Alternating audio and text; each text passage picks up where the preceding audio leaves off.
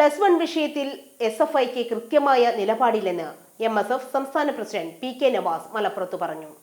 ഒരു കാരണവശാലും അംഗീകരിക്കാൻ കഴിയാത്ത ഒരു കാര്യമാണ്. കഴിഞ്ഞ തവണയും അവർ ഇത്തരത്തിൽ പറഞ്ഞു മുന്നോട്ട് കൊണ്ടുപോയി അവസാനം ഏതാണെങ്കിലും താൽക്കാലിക ബാച്ച് അനുവദിച്ചുകൊണ്ട് പിന്മാറാനാണ് ഗവൺമെൻറ് തയ്യാറായിട്ടുള്ളത്. നമുക്കറിയാം, ഇനിയിപ്പോൾ തേർഡ് അലോട്ട്മെൻറ്റ് കഴിഞ്ഞു. ഇനി കുട്ടികളോട് പറഞ്ഞ സീറ്റ് ആവശ്യമുള്ളവരൊക്കെ രണ്ടാമത് ഒരിക്കൽ കൂടി അപേക്ഷിക്കണമെന്നാണ്. അത് പറയുന്നത് തന്നെ നീതിയല്ല.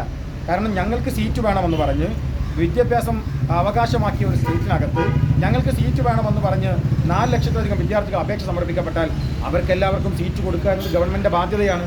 അതിൽ നിന്ന് ഇനി തേർഡ് അലോട്ട്മെൻറ്റ് കഴിഞ്ഞു, ഇനി സീറ്റ് ആവശ്യമുള്ളവർ ഒരിക്കൽ കൂടി അപേക്ഷിക്കണമെന്ന് പറഞ്ഞുകൊണ്ട് വിദ്യാർത്ഥികളെ നിരന്തരമായി പ്രയാസപ്പെടുന്ന ഒരു സാഹചര്യത്തിലേക്കാണ് ഗവൺമെൻറ് പോകുന്നത്. ഇതിൻ്റെ വിദ്യാഭ്യാസ മന്ത്രിയും SFI നേതാക്കളും പറയുന്നതിന് വിരുദ്ധമായാണ് അഖിലേന്ത്യാ പ്രസിഡന്റ് പറയുന്നത്.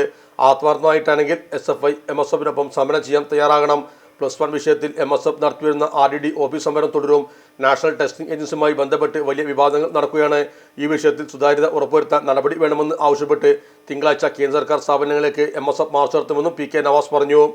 Sahara golden diamonds, Kottappadi, Malappuram. Phone 9744 912 916.